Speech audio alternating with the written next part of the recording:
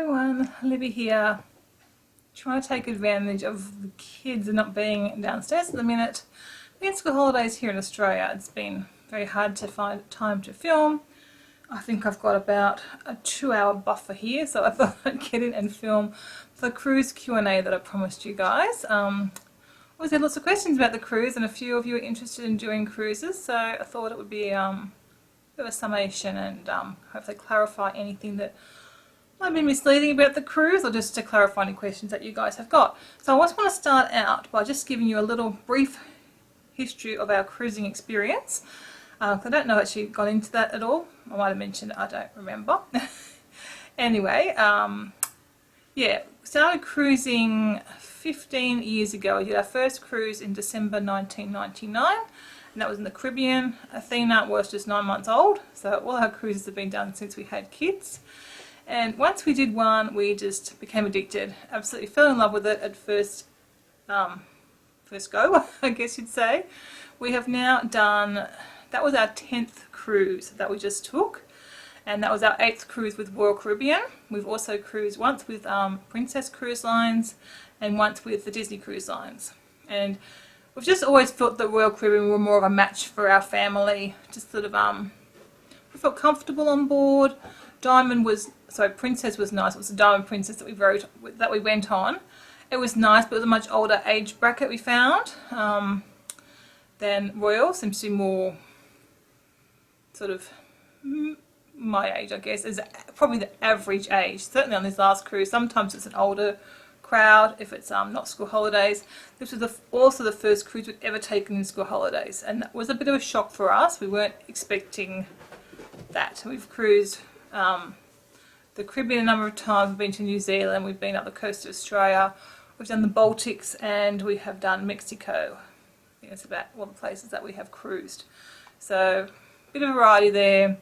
Usually when we cruise there's about 100, maybe maximum 300 kids on board. This last cruise had 1,100 kids on board, so that obviously gave very different dynamics for the cruise. We've also always done early dining, but again this one we booked very late, and obviously with the number of kids on board everyone wanted early dining, so we had late dining for the first time ever. It actually was okay, and considering how busy the first dining session would have been and how noisy with all the kids on board, in hindsight it was better that we had the late dining. So I think I'll just go through the questions and I'll clarify anything else that comes up. And then obviously if there's any more questions, you can just pop them in the comments below and I'll just answer them on a one-on-one basis. Okay, so these questions aren't in any order. I've just actually had to go to the videos and I'm just going through the questions. So the first question is from Janelle, or Nell BGF. She'd like to know what type of shops are on board and are they cheaper? Different cruise lines or different ships have different shops.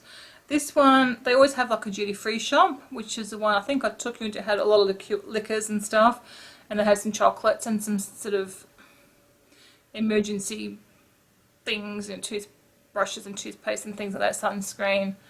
They just have very, very limited supply of lollies and chocolates and chips. Had a Swarovski shop, had another jewelry shop. It had like a clothes shop. I don't know, I went in the clothes shop with you guys. And just had like Louis surf sort of gear and some, you know, over sun dresses and things like that, a few things like that. And they change them for the cruise. So if you're cruising obviously like in somewhere like Alaska, they've got the big parkas and the beanies and things like that. So just depending. I picked up a few bits and pieces over the years from the clothing shop. And then they have like a little souvenir shop. I think I did show you a little bit of that. You know, you can get bags, like souvenir stuff, jumpers and t-shirts and cups and mugs and all those sort of things. What else did they have in there? They had a handbag shop and perfume, other perfume and cosmetics they have. But they have a lot of obviously like high brand stuff, you know, Estee Lauder, Lancome, all the ones I don't buy really because they aren't cruelty free. I used to buy Lancome on board, and then I used to buy they had L'Occitane as well, so I used to buy that on board. No, I can't buy any, which is probably good for the wallet. But if you are wanting to buy those things, Mum buys Lancome, and I said to her buy on the cruise ship because they are cheaper because they are duty free. And some of the bags I think are really good prices. I've bought quite a few bags over the years on cruises, and I had wanted to buy an evening bag on this cruise, but they didn't have anything I wanted, but I got the other bag anyway. And again, different brands. So this ship had, oh, I can't remember what they had now. The last ship, we've been on ships before, I had Fossil, and I've bought a guest bag on board. So just, again, different ships have different stuff, slightly different brands. So, but basically what they sell is kind of the same sort of things. And then they also have specials of the day. I didn't film it. They have like a lot of jewelry, and you can like make your own necklaces, certain lengths and things like that. And these are really, really popular. I've seen them in the Caribbean, and they were popular here too. And they'll have like t-shirts, really cheap t-shirts. And people, I think a lot of people buy them for souvenirs for people or for themselves as well. But I think we've cruised a lot in December, and I thought people were buying Christmas presents for everyone. Like, and again, in this cruise, it might have been a bit of that too. So. But they're always popular. I don't like to sort of, sometimes if they're empty I'll have a look around what they've got, but sometimes they give a bit of a sort of like a, when you shop at a sale, it can get a bit hectic and crazy. Because I think they do have some really good prices, but it just depends whether you want to get into that hustle and bustle. And I don't really want to, it's not my cup of tea. But yeah, they also have specials of the day all the time. My mum had been told that they were discounted products and don't buy things to the last minute, to the last day, because everything is discounted. But the things they sell in the shop are never discounted later on the cruise. They bring out special stock that is discounted. So if you want something in the shop, just buy it, because they could sell out of it, I guess, as well. And I think in those shops they pretty much restock, but sometimes they might not restock to the end of the cruise. I guess if there is only limited supply on the ship, and if they did sell out, then you would have missed out. So because the ship is only ever stocked in the main port, and this particular occasion it's in Sydney. So the docking day is the day that the shop, when you're disembarking and embarking, that's the day the cruise ship is restocked with everything. So if they do run out, they do run out. Stace D says, what would be a top 10 tips for people new to cruising? Well, thanks Stace, that's a good. Now I've got to put my thinking cap on it, don't I? Well, how about I make it a bit easier on myself, and I'll just give tips for if you're new to cruising. I think if you don't know where you want to go, I guess that's the first decision you've got to make, is where you want to go. If they're in the US, I'd recommend going to the Caribbean, because it's the nicest place. I think it's very gentle cruising. Most places that they do take the cruise ships on the whole is gentle, and you're not going to get too much of a swell. That was the other part of her question, was much movement, swell on board. Not normally. It's usually very gentle, nothing like falls off tables or anything like that. Most of the time, probably 99.9% of the time, it's pretty flat. Sometimes you'll feel a little bit of a roll, but it's very gentle. I can't remember I videoed any time. Sometimes you'll be walking along and you'll see people like sort of walking slightly drunk. But it's nothing to be alarmed. Even Mum wasn't alarmed or anything like that, so it's just a gentle swell. It can be a bit more noticeable times than others. In our 10 cruises, the only time we ever had probably bad swell was when we went around the bottom of New Zealand. So you've got the Southern Ocean. We had 12-metre seas. So the dining room was on deck 4, and the waves are splashing onto deck 4. So, but 12 metres is pretty high. But we could sit and eat dinner, because the dining room was low down and in the middle of the ship. So our cabin was, I think, on 9 or something, and we did notice that I actually got seasick. It's the only time I've ever been seasick, and I just sat out on my veranda with fresh air, and I was fine. But yeah, that was, you know, you kind of expect that would be a rough place on the planet. Okay, back to the top tips for new to cruising. So obviously you've got to sort of where you want to go. If you're concerned about being seasick, then you want to go for a low deck in the middle of the ship, because that's going to, you know, obviously in a swell, using my hand in the middle, is not moving. So that's your best bet if you're concerned about that. And when we started cruising, we were down on deck 2 or 3, because it's cheaper the lower down you go, and we had a porthole. So like a bit different to our luxury junior suite that we had on this last cruise. That's where we started off, and we cruised with portholes for a few years. I think our first 3 or 4 cruises were like that, maybe even 5. And then we got a balcony, and I think it'd be hard to go back now to a porthole room because I love sitting out on the balcony. Again, if finances are tight, get an inside room. The kids' rooms are really nice, and I had to get an inside room. Those promenade view rooms that the girls had, I think, were really nice because you still had a window you can open out. On that particular ship, they now have what's called a virtual window, and they've got like a big screen, and they've got cameras that you can see either side of the ship. But the girls have had a normal inside room, and they didn't worry about it. They just weren't in the room. And even on our first cruise, we had the porthole room. We just didn't spend much time in our room, and we had the kids, and they're at kids club, and we just go and do activities. So you just tend to spend more time out of your room. On this last cruise we saw, we enjoyed our room, and we stayed in our room because it was nice to be in there. We had space, we had a nice view. So we cruised many times with the porthole, and they are quite fine. If you just want to save a bit more money, do that. Alright, what other tips have I got? Obviously do your research of where you want to go. Cruise Critic is a great website. You can find reviews on different boats, different ports. They have forums or boards there, which you can go on, and especially if you're just planning a shore excursions, that's one thing I'd also suggest, is to plan your excursions, not just get there and go, oh, what am I going to do? You can do that, but if you plan what you want to do, it's often a lot cheaper if you can book your own excursions. And if you want to do that, Cruise Critic are a great resource of finding out if companies are reputable. We definitely prefer to book our own shore excursions. We didn't on the last cruise because it was so late. We just couldn't find anywhere. But usually that's what we do. I'd say book 90% of our own shore excursions. You save money, you get a better tour. The earlier you can book, obviously you got a greater chance of getting a room that you want. Like for us now, we really like a rear-facing balcony. Would be our preferred location for our room. Obviously to get them you probably need to book, 8 to 12 months in advance to get those rooms. But again, I found on our last cruise in the Caribbean on Cruise Critic, someone told me on there one of the rooms had become available, and it was a fantastic room. It was a normal balcony room, but it was huge. There's only 2 on the ship. She had the other one, and just saying the other one was now free, and I got on board and booked that quickly. So Cruise Critic is really good, like a board where you can get information and little hints and things like that is really good. I can't think of anything else at the minute. If I think of anything else, I'll let you know. But as I said, it's just cruising, such an easy holiday. You just got to pack your bag, get on board, and just relax and enjoy it. Okay, what did the girls do on the cruise?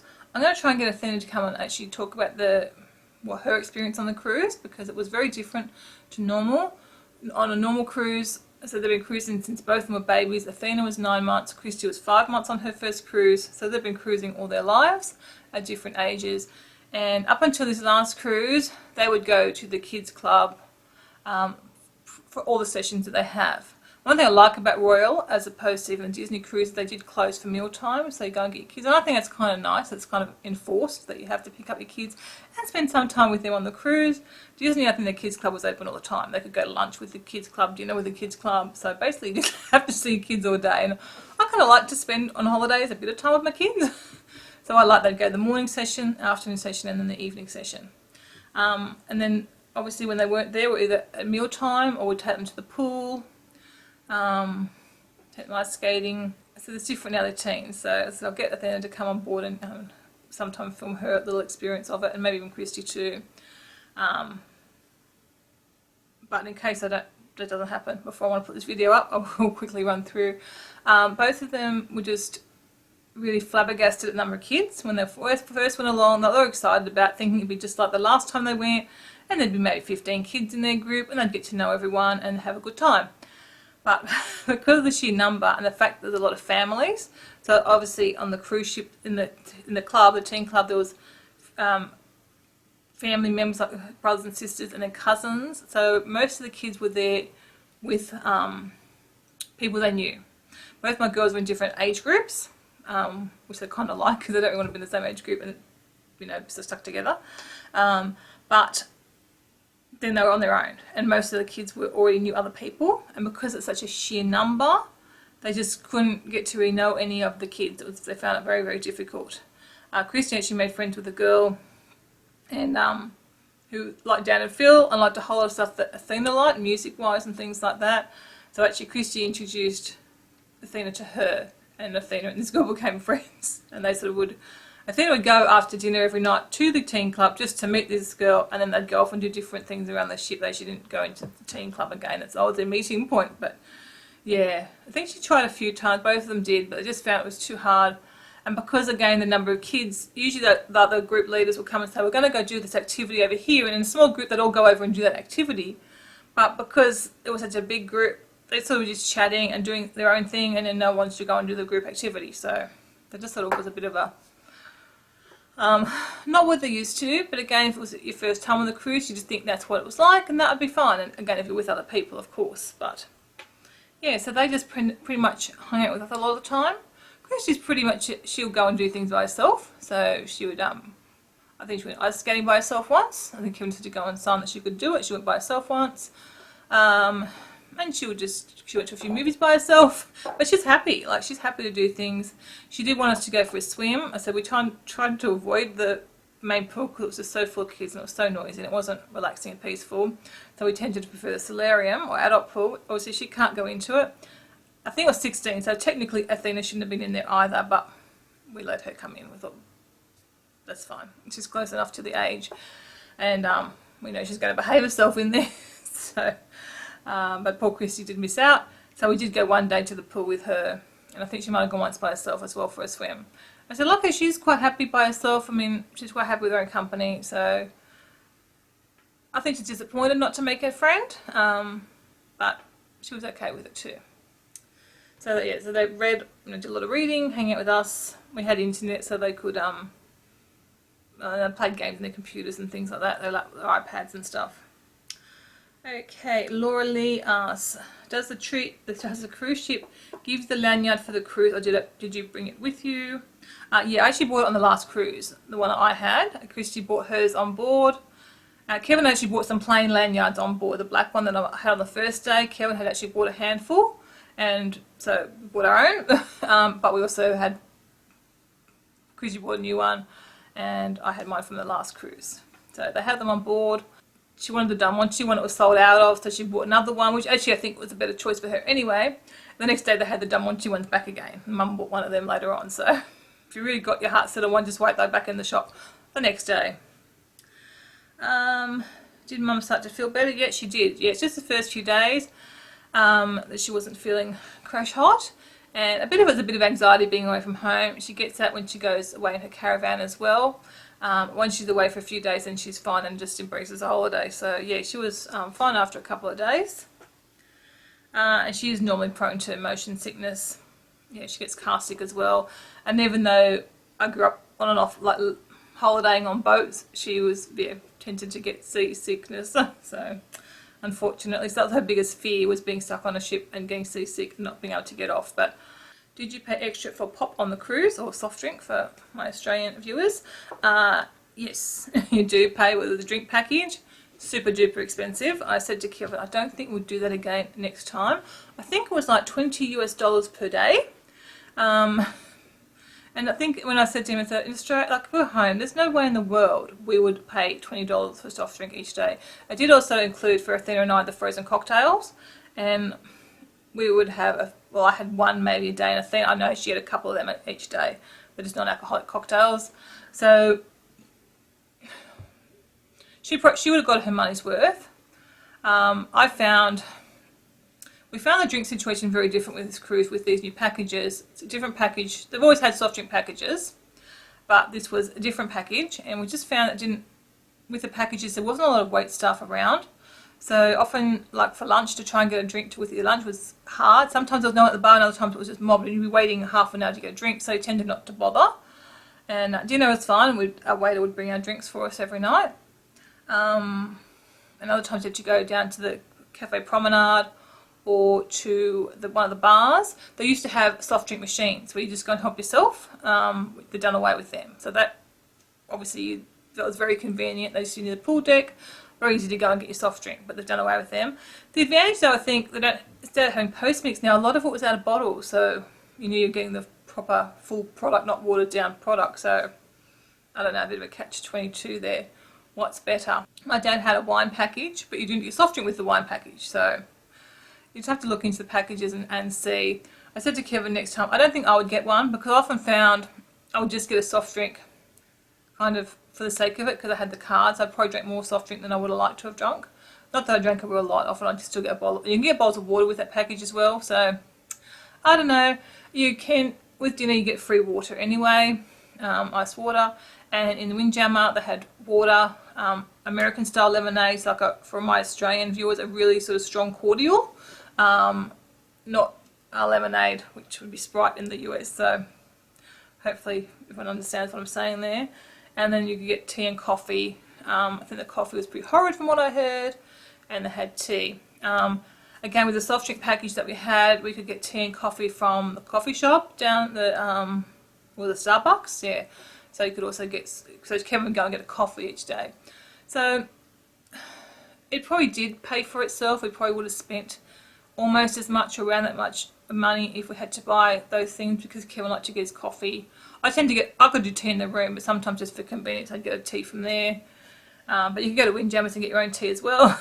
So you have to investigate what you think. The kids have had it from other cruises and they've loved it, so it's then hard. If we took it away, I think it'd be hard to take away, unless we said it's going to cost this much for this cruise. And again, with the longer cruises, it starts to really add up in money, and then you might really have to think more about it for a longer cruise. And you have to pay for entertainment. Now, all the entertainment is free on board. Your only extras really are drinks, obviously any shopping expenses, and your excursions. So all your food, all the shows. Obviously you want to go to bingo, you pay to do bingo, you pay, like the trivia was free, the shows we saw at night were all free and included. So there's a lot. You really don't have to spend any extra money on board if you want. You could go as an all-inclusive trip and not spend any more money. What restaurants activities do you have to pay for, and how much on average do they cost? Ooh. Okay, so the restaurants have now got the specialty restaurants. Johnny Rockets, I think, was $4.95 each as a cover charge. And then I think if you wanted their milkshakes and iced chocolates and stuff, they were extra. But we never got charged for us, I don't know why. But if you look at the burgers and the fries and things like that, they're included in that $4.95. Izumi was like a la carte pricing, but it seemed to be cheaper pricing than normal. I think I did comment on that in the video when we went there. I think we paid like $70 for all our food, which I thought seemed quite reasonable. And then we didn't go to Giovanni's or the other specialty restaurant. And there, I think one was a covered charge of $25 per person and one was $20 per person. So they're just different. One of the other cruise ships, I think Radiance, we've been on before, had a Mexican restaurant which we really liked, and it had a $10 surcharge per person. So it's not really too badly priced, I don't think, if you want to have that sort of extra special meal or a quiet environment. We really enjoyed Izumi's, and as I said, we enjoyed the Mexican place on Radiance of the Seas. How much was the Fiji day trip? Ooh. The trips we did in there were actually quite reasonable. I really can't think of the price. We might have paid around $60 per person, which for maybe $50–60 per person, which by cruise ship standards for an excursion is probably quite reasonable. Often they're around about $100, obviously for a longer trip. I said if you can book your own, you honestly probably pay about half the price to 2/3 the price. So if you can book your own excursions, it's financially much better for you. When we were in Russia, we had 2 days in St. Petersburg. We booked a private tour, so it was just the four of us. We had a guide and a driver for the whole 2 days, and that was including a show at night. And all we had to buy was our lunches, the 2 days, and it cost us less than 1 day doing a Royal Caribbean excursion on a bus packed full of people. So do your research, book your own excursion if you can. If you did see our Caribbean cruise ship excursions, they were all booked, except for the Mexico one. They were all booked. The other two were booked by myself with private companies. Just you guys got to do research, make sure they're reputable, and yeah, much better to your own. And you're always on a small group. I hate the big buses like the Fiji one. Well, that Fiji bus was ridiculous. It was 5 seats across. I can't remember if I talked about that or showed that. on the bus we whinged an awful lot about it. It was very, very crowded because there's 5 seats across a coach, which I've never seen in my life before. And we were sat 2 of us, really, really squished. It was not a comfortable bus trip, but luckily the rest of the excursion was really good. I made up for it. That's why I'm not even sure if I even mentioned it, because the overall tour was really good and we came away feeling good about it. But when we got on that bus, we were like, oh my gosh, this is ridiculous. Tanya asked, once in port, how long does it take to disembark off the ship? I reckon in this particular occasion, we would have been off the ship in half an hour, but they lost Christy's bag. I don't think she put her own bag out herself, and I don't think she had adhered her tag correctly to her bag, and the tag had come off, so they didn't know which time that passenger was coming off, so they couldn't put it in with our bags. But I think if that had been the case, we would have been off in half an hour. We've never had any trouble getting off any of the ships. It's really been painless.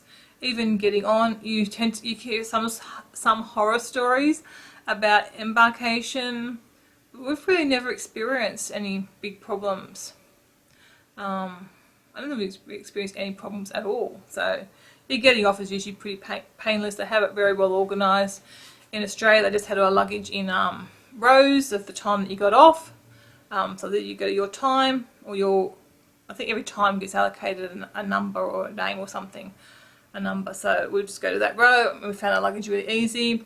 In Orlando, because we got obviously a major cruise terminal there, it's like at the airport. They're on a travelator thing, so you just go like at the airport and find your luggage. So it's really easy.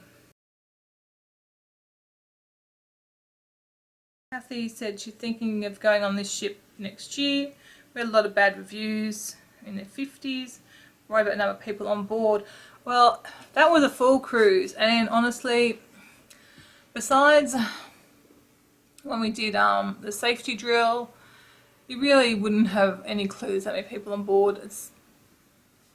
I think, besides in the Windjammer being really busy at meal times, there was, you don't feel like there's people everywhere.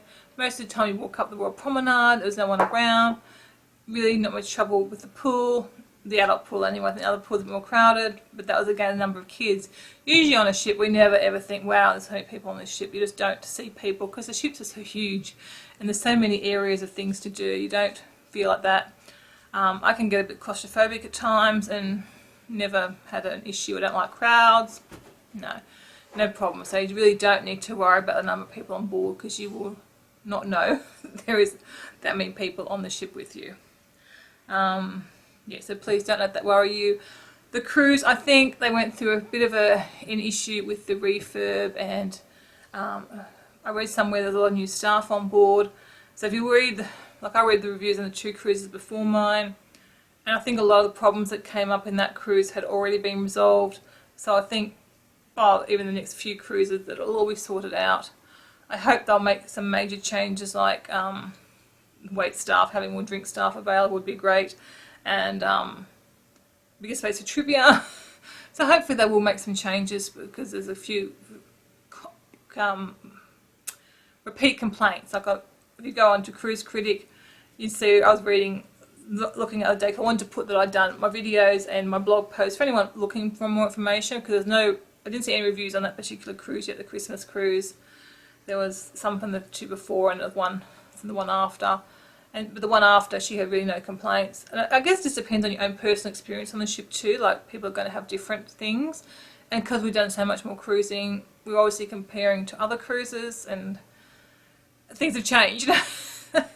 And there's a lot of people pointed out, where else could you go for that much money and have everything else included, particularly if you get it on one of the sales that they have. Like, it really is a fantastic value holiday. So Kathy, I have no hesitation to saying book on Voyager of the Seas.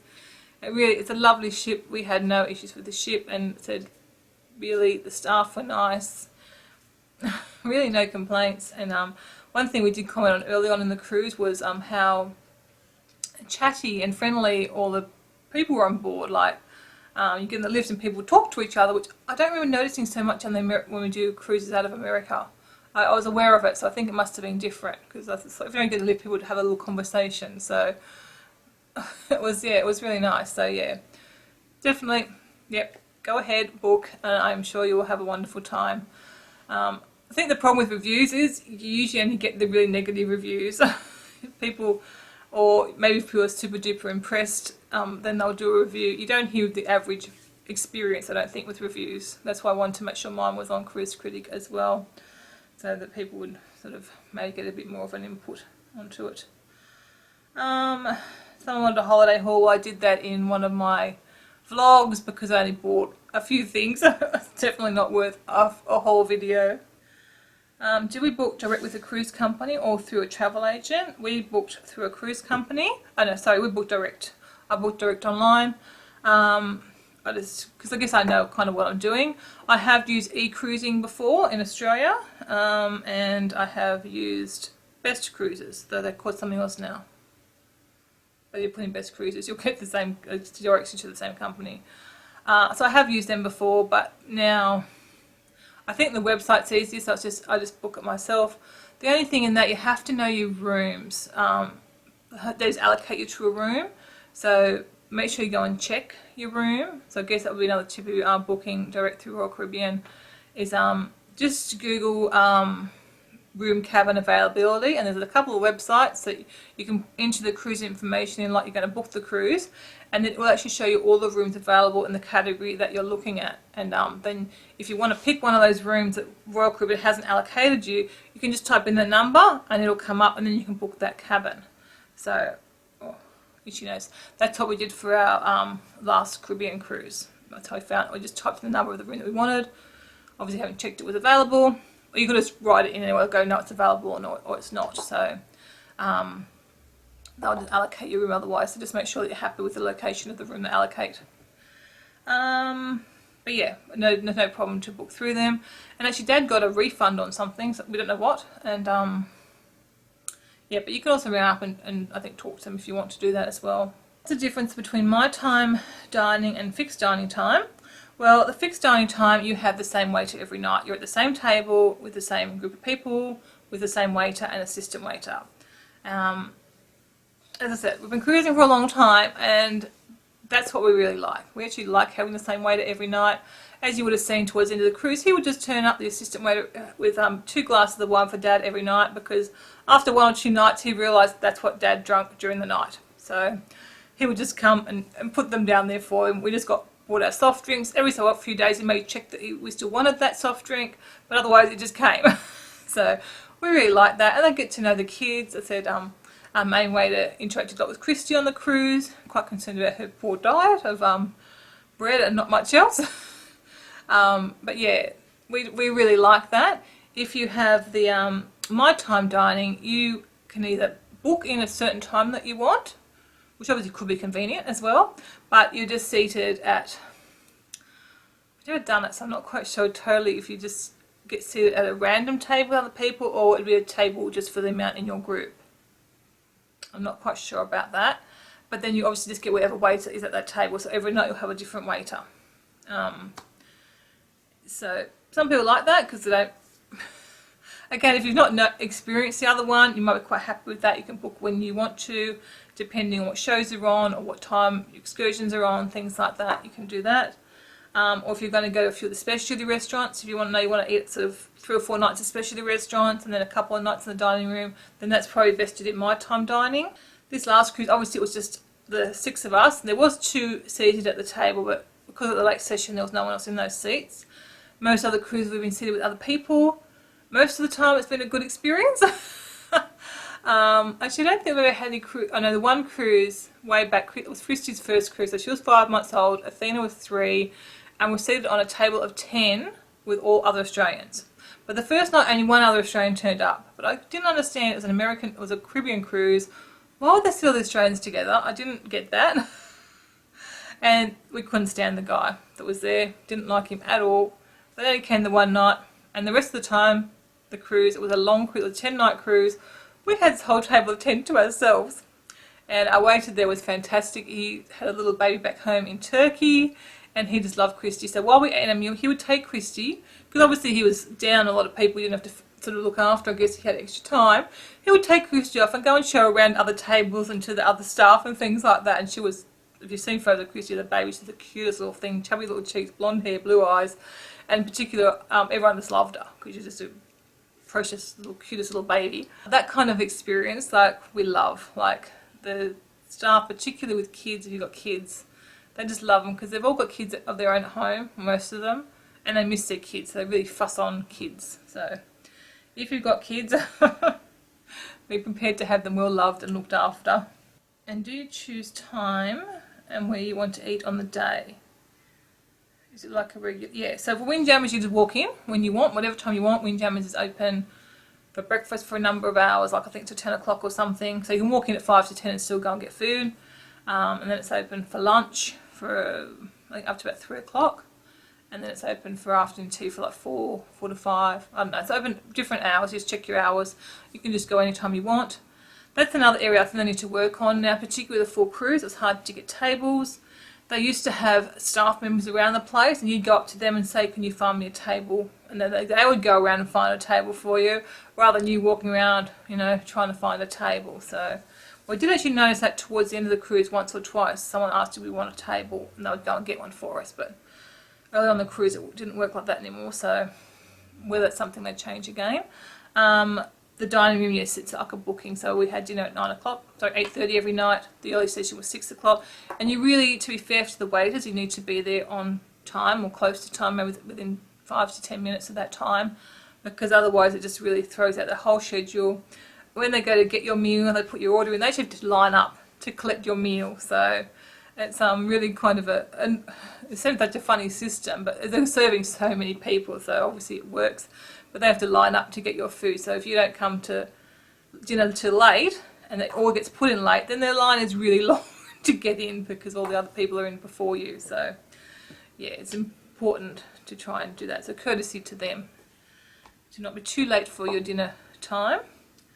And all the other restaurants are just like a normal booking system. You book in at a certain time and like a reservation. Do you think there were more young kids on board because it's peak time of Christmas? Yeah, definitely. And I don't know why, we just hadn't expected it. I think because it was over Christmas, you just think most people going home for Christmas, but there's obviously a lot of people like us now that want to escape for Christmas. So yeah, so we've never been on a cruise with that many kids, and we've yeah, she's saying the noise wouldn't bother her. I mean, I should be used to it, we have lots of kids here too, but I'm just not used to this quite so much in the pool area. But yeah, that doesn't really bother me. I just when I had the option of going to the quiet pool, well, I'll choose that one. Alright, is food, Tracy says, is food included in the cost or is it 3 meals a day? So all your food on board is included, unless you go to the specialty restaurants. So in addition to Windjammers in the dining room, there's also Cafe Promenade downstairs, and you can get, like, they had like rolls and cakes and they have pizza and stuff like that. You can get all that for free, you don't have to pay for any of that. You just got to pay for the specialty restaurants. If you wanted an ice cream from Ben & Jerry's, you have to pay for that. And especially tea or coffee from Starbucks, you need to pay for that too. And you can get afternoon tea in Windjammers. And there's also room service, which I didn't mention. It is free. I think they like a tip, but it's not. I meant to tip the guy we had, but I thought Ken was going to answer the door, and I answered the door, and I had no money on me, so I didn't tip him. So I think they kind of like a tip if you're doing room service, but they're probably going on an Australian cruise. We're just not used to tipping, so. I felt bad though, because in America I would always make sure to tip everyone, because that's what you do in America. I don't think we had a room service menu in our room, so we didn't know what was available besides breakfast, so we didn't actually order anything. Okay, so Amy says how it was paying for the meal, so I think I've covered that. So you can eat and drink for free if you want. You don't have to, or inclusive in your cruise price. You don't have to pay any extra money, but there is some if you want to pay extra for something. Oh, there's also cupcake classes. We did them on the last cruise, or the girls did. I think they went to book in very late in the cruise and then it was booked out again because of the number of kids. So, and there were only kids classes available, I think, by the time they went, and there was no adult classes for cupcake decorating, but you pay for that extra as well. I'll probably think of all these things as I'm going through. Ice skating is included, and the wave ride, all those things. You just need to, for wave ride, you need to book in for a session. I think same with the rock climbing, and then ice skating, they have sessions, so you can just go along at a session. I don't think you have to sign up in advance for that. Movies you just turn up for. Chrissy said the first time she went to a 3D movie, they had no 3D glasses left. So she missed that movie, so the next time she went early to make sure she got the glasses. Okay, how did we get home? We actually had a private, what do you call them, like a car service. And she had a bit of a dilemma, like a bit of a problem when we booked the place we usually book through. We booked all our transfers through before we booked out. It was near Christmas, so we were busy. But luckily enough, I got Clamour car, what are they called, Clamour leisure cars or something, because we needed a minibus because there was 6 of us. So at one time when I was having trouble finding someone, I thought, gosh, we'll have to drive and park. But in Sydney Harbour, there is no parking. There is nowhere. When we did the Caribbean cruise, there's a big parking bay, parking station, right at the cruise terminal. They said if you want to cruise somewhere easy, that was Port Canaveral. That was the easiest. There was a parking. We dropped off our luggage, drove into the parking station, parked our car, walked off and onto the ship. Right.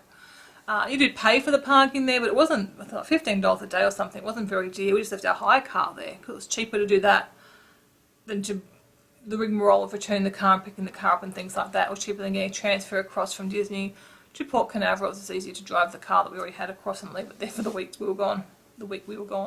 Okay, do you have to fly? The cruise took us back to Sydney. Yeah, we went in and out of Sydney. We have cruised from Sydney to Auckland before and flew back from Auckland. Every other cruise has been a round trip cruise. So most cruises are like that, but then sometimes you'll get off one way and then you fly back. I'm looking at another video now. It's got questions, some questions from the same people. So Janelle was asking about gluten-free food. I did actually already answer her, but I'll address it here as well in case anyone else was interested in that. I actually saw, but didn't pay too much attention, unfortunately. In Windjammers, they had a gluten-free section of the buffet, but I didn't go and have any closer a look. But there was certainly that. And in the dining room, I think the meals were labelled gluten-free. I was just looking for the V for vegetarian. But yeah, you'd have no trouble in the dining room. Just notify the wait staff probably even before you go on the cruise. But again, on the first night, you could just tell your waiter, gluten-free, and then he will organise things from there. They bend over backwards to do things for you and have everything nice. So you certainly wouldn't have any problem meal-wise getting your gluten-free in the dining room. And then I think, as I said, in Windjammer had a gluten-free section. I'm not sure in the Cafe Promenade what they had. Kathy also had a few questions. If you felt like a swim spa in the middle of the night, are you permitted? I believe so. I'm not quite sure what time they're open till. I know Athena went in often around midnight, so there certainly was some potential to swim quite late. I'm sure, certainly maybe not all the pools are open all the time because they drain the pools and refill them with seawater every day. But I think probably you'd find at least one spa and one pool was open at different times during the night. Is food available 24/7? Yes, room service is available 24/7. I'm pretty sure. I'm not 100% sure. I'm pretty sure there is. You should ask me room service, yes. So it's free, but tips would obviously be appreciated, but obviously not compulsory because I didn't tip. And the Cafe Promenade, I think it's open pretty late. I'm not quite sure. I wouldn't surprise me if it was open like to 2 or 3 o'clock in the morning because they do have activities going all times of the night. We're just not up to just see them during the night, but I know they often have discos and entertainment and like bands and stuff playing, or yeah, there's things going on through the night that we're fast asleep and don't do those things. Okay, hopefully I have answered all your questions. As I said, if I missed any, I'm sorry. Please just re-ask them down below and I will reply. And I think I've touched on a few other things that sort of might have occurred to people. And basically, we love cruising. We really love it. We're already talking about a next cruise, another possible, maybe next Christmas, another cruise. I know when we go to Italy, I'd love to go to Italy and do a cruise there. Basically, everywhere we go, I would like to do a cruise. And, it's just, we find such a great family holiday. There's things for everyone to do if you want to do them. This last cruise, we didn't do a lot of the activities. We actually found on this particular ship there wasn't as much activities offered as on other ships. And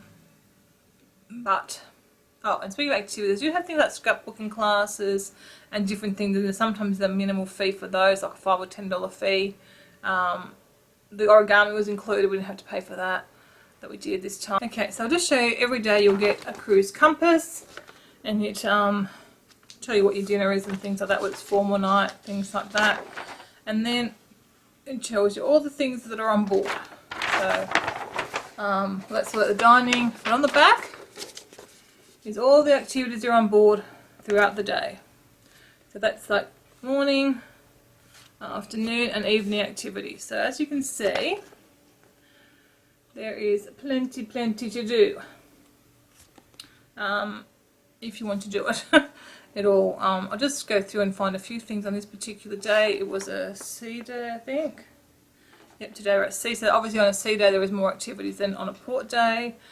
They have some exercise class. Some are free, some aren't. So actually I didn't go to the gym on this cruise. I have many cruises before. I've been to the gym and enjoyed that, and I've even done classes back in the day. I think that's the thing for us. We've done so many cruises. We've kind of done everything over last cruises, and this cruise we didn't do it. So obviously the first few cruises we did lots. We did bingo once, and it cost us a fortune. So we quit pretty quickly going to bingo. It cost $100 like half an hour. So no more bingo for us.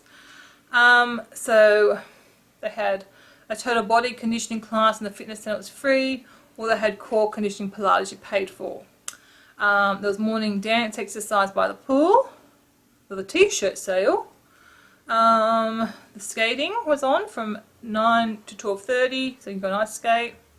More gym classes. There's water aerobics, which is for free. I think I saw it later on the cruise. I kind of wish I'd gone and done that, but it just didn't happen this cruise. But if I do that again next cruise, maybe. They have a lot of seminars also in the spa, but a lot of them are very geared up to sell you things. So I've done them before, and I kind of know that at the end you're going to get with a sort of fairly hard sell, and that's the same thing too if you use the beauty services in there. You get the hard sell of buying products. So just be aware that if you do that, that it's unfortunate. And for us in Australia, we're not used to that at all. You American people, you American person, funny. So Americans are probably a bit more used to that, because I know even in stores in America you get the hard sell, and we just don't get it in Australia. So for us it's a bit very confronting. We're not used to it. There was morning trivia that obviously we went to quite a few days. There was table tennis. There was the art auction. Origami, we went to the origami on this day. There's more trivia. They have a solo travellers luncheon, so they have get-togethers of people that are on their own. There was the DreamWorks special dance with Puss in Boots. So obviously you've got kids that have lots of little photo opportunities for the DreamWorks characters, and they have a DreamWorks parade a few times during the cruise. We did it on the last cruise, so if you go to our Caribbean cruises from 2 years ago, you can see that parade. We didn't bother with it this time. Something in the casino, a lot more trivia, a beanbag toss competition poolside, an adult soccer competition on the sports court, meet and greet with the penguins from Madagascar, and the movie was on. There was poker and bingo, a wine experience you had to pay for, a Sudoku speed challenge, boring dance class. They do have dance classes. So, which we've never been to those, I must say. Dodgeball, adult dodgeball competition, an outdoor movie on the pool deck, family arts and crafts. That was an Adventure Ocean, so it's in the kids area. So they have a couple of family activities for that. They had a scavenger hunt I saw another day. And again, when our kids were younger, we did more of we went to those things because the kids were going and we went along. We did things like that. Family disco in the Star Lounge. So again, we've done that before too. More movies, music trivia, the main show time, and that's kind of it up until like 1 o'clock. So the last activity, they had late night adult comedy at 10:30, and then there was a band playing in the Star Lounge until midnight. Oh, let me just check about the pools. Yeah, okay, so the pools are open 24 hours, selected swimming pools and hot tubs, so I was right about that. There's an arcade game thing, but you pay for that. Except if you're in kids club, they'll have sometimes times when the kids can go and play for free. So I know the girls, I think both the girls did that this cruise. I'm just trying to think of anything else to tell you about. Talked about the cupcakes. Oh, the other restaurant was called Chops Grill. So yeah, Giovanni's table was $25 and $20 for lunch, $25 for dinner, and Chops Grill, so $35 for dinner. Cafe Promenade is open 24 hours and room service 24 hours. Ben & Jerry's is open from 7:30 to 12:30 a.m. Photos. Very much a rigmarole of the photos. I think I might talk to it in a blog, but I'll go through it here. They take a photo if you're getting on board the ship, and at different dinners, and then they have all the scenes set up where you can go and have your photos. So if you're thinking of having some portraits done, it's a great opportunity, because actually it will be cheaper getting portraits done there than in a portrait studio, and they're pretty good posing you and things like that. And they have a whole lot of different sets. So you can get all the photos that you want taken, and then you can decide if you want any of them or what you want at the end of the cruise. In hindsight, we thought you had to look at them on the computer to start with, but it turns out you can actually just go on your room card. It's got a photo ID number, and you can go and get that box with all your photos in it. They'll print every photo they take, they print, so you can actually look at the actual print. We got them on disc and then had to come home and remember which ones we wanted. So you could do it that way, and if I was going to do it that way, I wouldn't bother wasting time looking at the photos there, except for the fact when you get home you're looking at a small photo. So I really think next time I would just go and I should just buy the photo there and then scan them and reprint what I wanted, I think. Would be what I'll do next time. But if you know, budget-wise, you can only afford so many photos because they're very, very pricey. You might just say, okay, I'm going to buy the 6 photo package, and then you can decide your 6 photos when you get home. So, or when you look at them, make a note of which one you want, because some are very similar, and when we're looking at little screenshots, we couldn't tell the difference between them. We had one with 2 photos, the same photo basically. We knew from having seen the actual photo that Mum had her eyes shut in one. But trying to see which one it was on the screen was very, very hard. So that's why I started thinking in hindsight we would just buy the actual photos and bring them with us, and then it's easier. I think it'll be easier in the end, but I also want to put them in a photo book, so for us having digital ones is quite handy too, and I've already put them, I've shared them with you guys in the videos, and so who knows, I don't know, maybe it's just easy to get the digital ones. But the only other thing I would just clarify that I've thought about is in the dining room. A lot of people worry because they give you like dinner dress suggestions, like this was a casual night. Give a suggestion. It really doesn't matter, you don't have to go off this. When we cruise anywhere besides from Sydney, Kevin goes to dinner in cargo pants, a t-shirt, like a short sleeve shirt, like a button shirt, and usually he's wearing some kind of Crocs on his feet, but like dressier Crocs, if they really look like Crocs, because you can't justify taking a suit and suit shoes to wear twice when you might be going travelling for 6 weeks or for 3 weeks overseas. We just don't do it. I'll pack one nice dress and wear it to a few dinners, but a dress takes up a lot less space than a whole suit. Never ever has anyone said you can't go in the dome. No one said anything. They don't worry. So if you don't feel comfortable getting dressed up for a formal night, don't worry. You can just go more casual.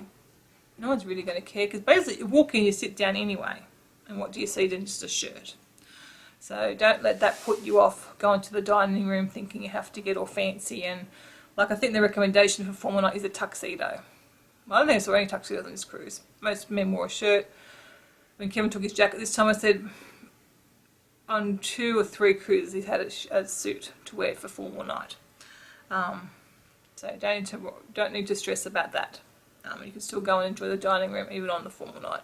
Really can't think of anything else to say. So if you've got any questions, leave them below. And this video is probably going to be way too long, but hopefully it's informative for some of you guys that are thinking of doing a cruise. As I said before, hardly recommend it.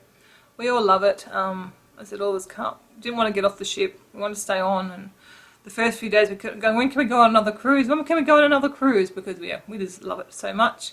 If you're interested in reading some trip reports on my blog, libby.withnell.com, there's a travel section on my blog, and you can just go to that and then go to the different cruises, or the cruise section. So read and get a bit more of an idea of the experience of different age groups and things like that too.